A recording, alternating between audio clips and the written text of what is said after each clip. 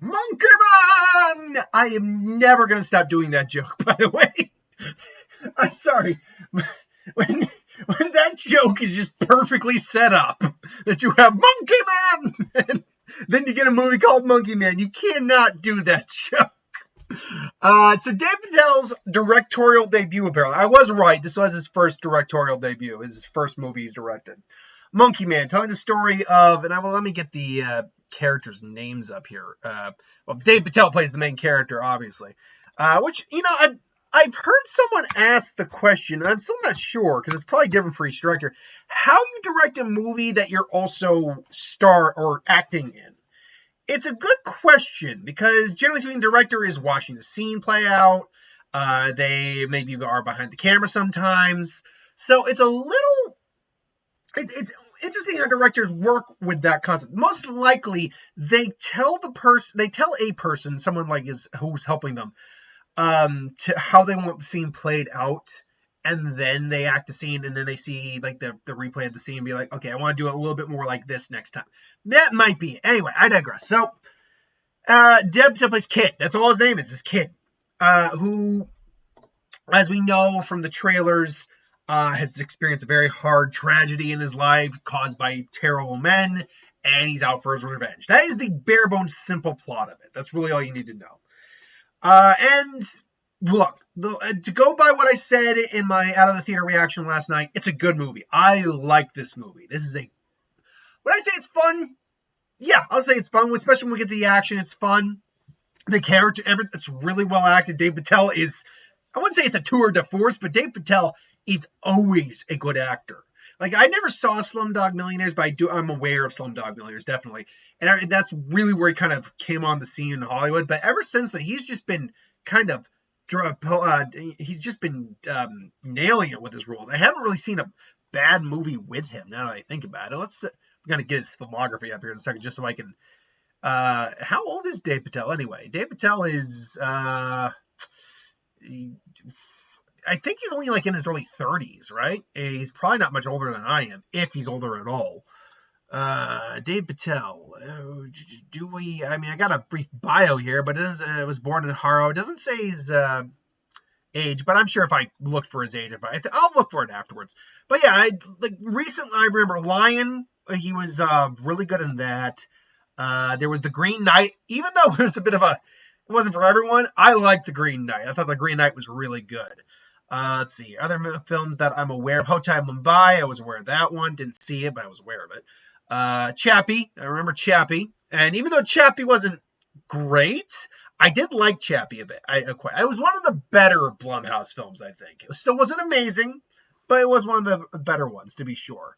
That's right. He had, how could we forget his, award-winning performance as Zuko in Avatar: The Last Airbender. And then Slumdog Millionaires. Yeah, and there's plenty of other films he's been in as of late, but no, those are like the key ones that stand out to me.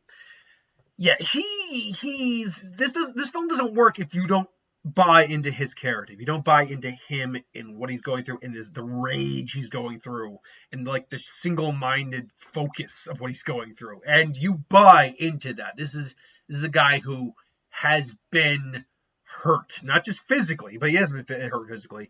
Not just physically, but emotionally. And he just wants the justice for the people he lost, for his mother, for all that. And you buy it. When the action scenes come, they hit hard, they hit fast, they hit brutal. I might go so far as to say there's a couple scenes where the brutality lingers a bit too long on, to be honest. I'm like, okay, you can stop maybe now just a little bit. And I don't mean like something gross, like someone getting a knife through the throat or something like that. No, I mean like for example, when he's beating someone with his hands, pretty much. I actually felt like in one scene it goes a little too far, but maybe that's kind of the point. Like, this guy is just letting all this out finally. But when it happens, it's fast, it's chaotic at points. It's very well choreographed. Like that scene you see in the kitchen where he just boom, boom, and, he blocks with his hand. It's a great scene, great fight, great choreography. If I were to get into a complaint about the action, though, it's got two issues, I think. And one of them is not so much as an issue as it's just a directing choice. But the first issue is you can clearly tell he's a first-time director because it does have a problem doing the shaky cam thing once in a while. Not all the time. Not all the time. But it does do it from time to time. But the other thing it's doing, and it's something I haven't really seen, so I give him credit for doing something I've never seen before, is that he's in several action sequences, he's actually switching up very quickly from a POV shot of a kid like going through the motions and going through the fight to I want to say a first person or second person shot and then back again. Like it's going in and out, and I've never seen that. So I don't know if I like it or not. It was an interesting idea. I think it just needs to be refined a bit, but it was an interesting idea, and it definitely led to some creative moments. So I do appreciate that. Like I said, I like pretty much all the characters. Charlotte Coppola is the only, or Coppola? It's Charlotte. How's his name pronounced again? He plays the guy who, like, when he's being Monkey Man. Monkey Man's his persona when he's doing the underground fighting arena. Charlotte Coppola. There we go. He's basically like the announcer and the guy who runs the thing. He's fun. Like, he's just fun. He's always fun when he shots up in the things. Get all the side characters. Yeah, what I would say about this film too is it's very Indian would be an understatement. It's clear it's very Indian. It takes place in India, but the culture's there, and the topical nature of India's culture is there too. There's a whole subplot dealing with transgenders in the movie. Now, this is not a choice. Would I say that you could make an argument that's political? Sure. But transgenders in India are not inherently the same thing as transgenders pretty much in the rest of the world. In fact, one second here. I'm actually because it took me a second to realize once we got into a part in the film, I'm like, oh, yeah, that. So in the Indian, as they say, in the Indian subcontinent, Hiraj are eunuchs, intersex people, or transgender people who live in the communities that follow a kinship system known as Guru Chela system. They are known as Arivani, Aruvani, or Jogapa. The term is used in Pakistan as Khiwaja Sira and the equivalent of transgender in the Urdu language. Now, this does not go for every transgender person in India, but there is a cultural and historical not significance, that's not the right word, history with transgender. Like a lot of the people who kind of adopted that lifestyle, not all of them, I'm not pointing people out or anything like that, I'm just saying, I know that it was part of the history and culture, were like murderers, and not the people existing today per se, but were like murderers and warriors and like people who did terrible things, because it's partly due to religion, partly due to our things, and they adopted then the transgender identities that they adopted. And then that got passed on later down the line, but then it's kind of phased out to a certain degree. There's a subplot involving that in this movie, where I'm watching this, I'm like, wait, what's going on? And then I realize, oh shit, we're doing this! Okay, cool! I really wish my girlfriend was in it, because I feel like she would have really dug this movie a little bit. So yeah, but beyond that, they're dealing with... I say political because it's also dealing with the politics in India, like elections, all that, and like the main, let's call it the Darth Sidious with no powers, let's call it the evil mastermind, who call it, is kind of a like religious guru who thinks he's God on Earth. Like, I am important to my people, I need to lead my people, all that kind of crap. And so the politics plays a factor in this movie. Now, it doesn't work entirely. Not just for the pause, but the movie as a whole. No, it doesn't work entirely. I do think there are things that could have been focused up on a little bit. For example, and I heard this put best in a different review I watched earlier today. When it's not focusing on Dev Patel's character, Kid, when it's not focusing on his specific journey, it does kind of start, not slow down, but kind of lose focus for a little bit. Now, it does ultimately regain that focus, but it does lose the focus for a little bit. Like I also said, the directing choice of the shaky cam and some of the action is a little whatever. I'm not a big fan of it. But also that the POV to non-POV fighting style, I'm like, that's unique. I'm not sure. I think it just needs to be touched up a little bit. I will also say, I think, look, you do flashbacks all the time. It's fine. And honestly, had they not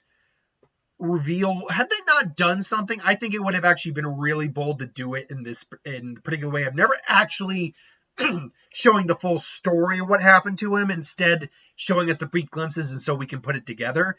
Instead, they do show us the full story. Now, I will say there's an excuse for why they do it instead of just flashbacks, whatever. I don't know. I think you could have probably either cut it down or maybe just gone without it. Maybe just lengthen the stuff we did see so you could pretty much put the pieces together. I put the pieces together long before we saw the backstory in full. So I don't know. That's just my opinion.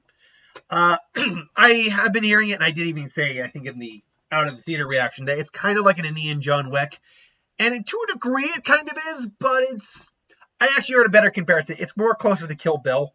I think that's really, and I think I agree with that. It is very much closer to Kill Bill, particularly honestly in the third act, because while there's action throughout the movie, it is a little sparse in the first 2/3. It's there, but it's a little sparse. You don't really get the action until the final quarter, maybe final third. But once that final third hits, it's balls to the wall.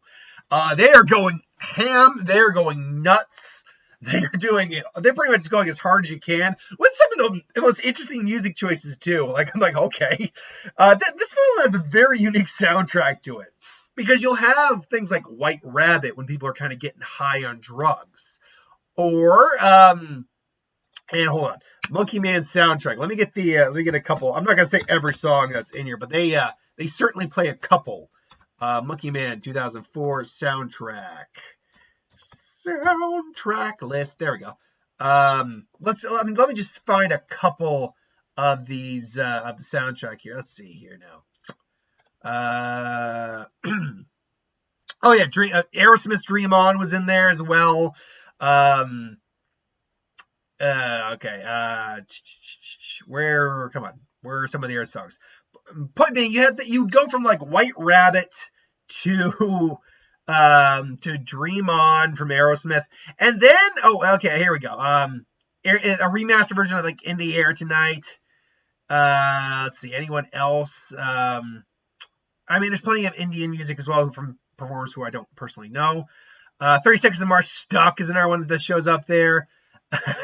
And then one I did not see coming is just freaking death metal playing near the end. I'm like, all right, cool, whatever, I'm down, it fits, bring it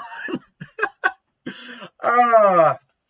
Now look, for the issues the film has, and none of them are extreme, the film is nowhere near a mess of a movie. Like, for example, Godzilla vs. Kong is kind of a bit of a mess of a movie, but it's still very fun, and the good really outweighs the bad, in my opinion, for that.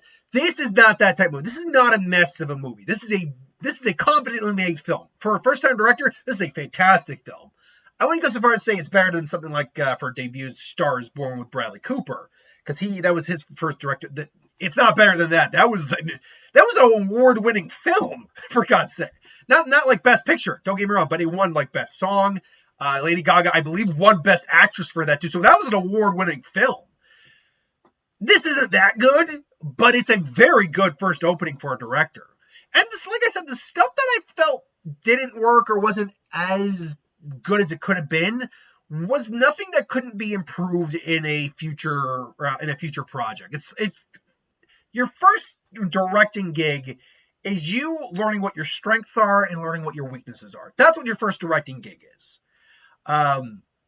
Now, if you're so lucky to be like a Dave Patel or a Bradley Cooper and you get at least a semi-big budget film that you can do your directorial debut on, then great. Or what was it, Simon Kinberg, who did Dark Phoenix, which, look, the problems with Dark Phoenix are not his fault. Well, actually, did he write that? Hold on. Complete sidetrack real quick. Dark Phoenix, did he write that? Not Dark Phoenix. Phoenix. Because I can't remember. If he wrote that, then yeah, there's no excuse. That's his fault. Because when you direct and write something, director Simon Kinberg. Did he write the film though? That is the question. Yeah, I'm looking up a completely separate thing. Yeah, no, he wrote it. No, that was completely on him. I can't do anything about that. I can't argue that at all. But yeah, unless you wrote it and directed it and it turned out crap, you can only be so beholden to a script. As a director, it's your job to do the best you can. And if it's your first time directing, best you can, but learn from it. So yeah, ultimately, do I recommend Monkey Man? Absolutely. If you are particular fans of this type of revenge genre, John Wick, Kill Bill kind of genre, I definitely give it a watch. And it's only on a budget. Here's the great thing. This film could actually get a profit because this film's only made on $10 million. Factor in, we really only got the one trailer, and it was started getting marketed only about a month, maybe a month and a half ago. So, 20 at most, and I mean at most. I mean, look, this legitimately could have only a $10 million budget, which means this film would only have to make between 30 and 45 million to break even. Now, I don't know what the box office is going to look like right now. The Rotten Tomatoes score is good. Like, the critics and the audiences are liking it. Last I checked, it was in the 90s, I think, for Monkey Man. Let's find out to end this off where this currently lies. Monkey Man currently sits. Come on, load. This always happens when I got the OBS up. It slows down like the loading times for things.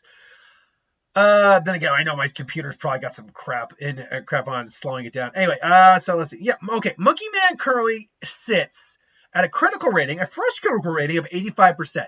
Look, from a Rotten Tomatoes perspective, you can just hit 65 or up. That is a good movie. If you can hit 75 or up, that is a solid movie. Let me rephrase that. Solid is 65, or between 60 and 70. 70 and 80 is a good movie. 80 to 90 is a great movie, and 90 to 10 is your top tier movies. This is an 85%. So, you know what? Critics ultimately like this a lot.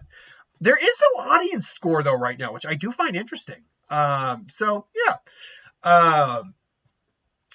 Anyway, we'll see what this does this weekend. If I were to guess, I have no pulse on how well this movie's going to do right now. I'll have to wait to see what Friday's numbers are tomorrow, and then it'll give me an idea.